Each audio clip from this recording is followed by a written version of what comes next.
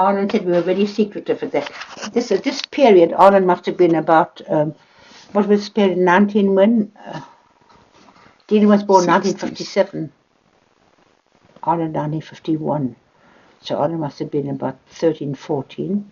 He said to me the other day, we were very secretive. We had to be secretive. We had to be. You couldn't talk openly about anything. Especially in front of your children. You never know what they're going to say, do you?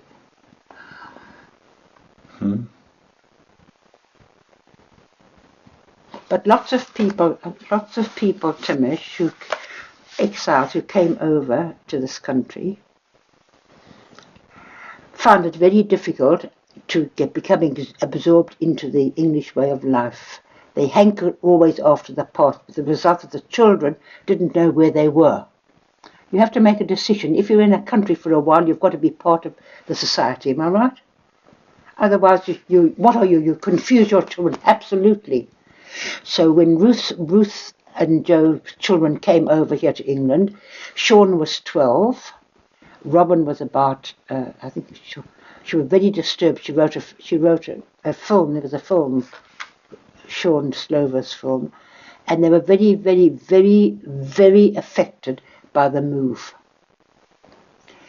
Somebody else, I know another family whose children became schizophrenic, also lived in London, affected by the move. Oh, you're not here, you're not there. It's complicated, especially if you had to walk out of the back door when the police came to your front door. Can you imagine? All of a sudden you're out of the country. It has a big shock on the children, you know, of that age. So the children suffered quite a bit. So suffered quite a bit for the parents' political affiliations.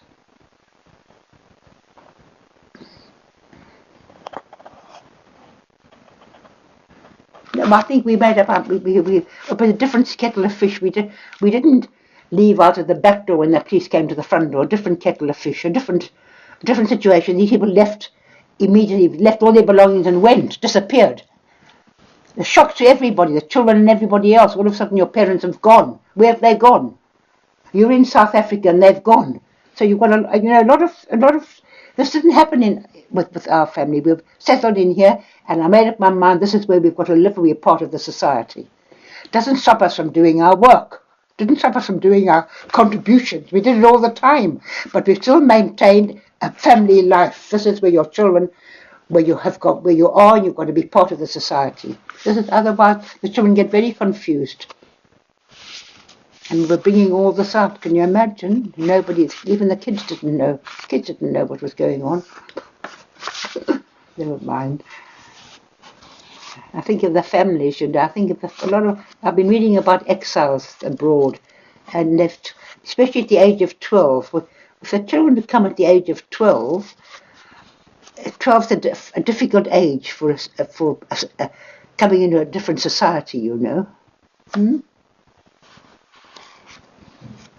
And I felt when I think of the Slovo children, I think of what they went through in South Africa. Because if you were black, and your father was on Robben Island, you were lifted, you were escalated by your community because you were in jail. You were a freedom fighter. But if you're white, and you go to a school you go to a white school in South Africa, and you're political, children have a different. They get bullied. They can't speak openly. It's a whole different thing, you know. And Ruth's children had to also live that up because Ruth was arrested in jail, and Joe was in jail, and the kids were being looked after by the grandmother. And they went to schools and they lost their friends. Their friends didn't come anymore. So kids were suffered in different ways, you know. So it has an effect on the children sometimes.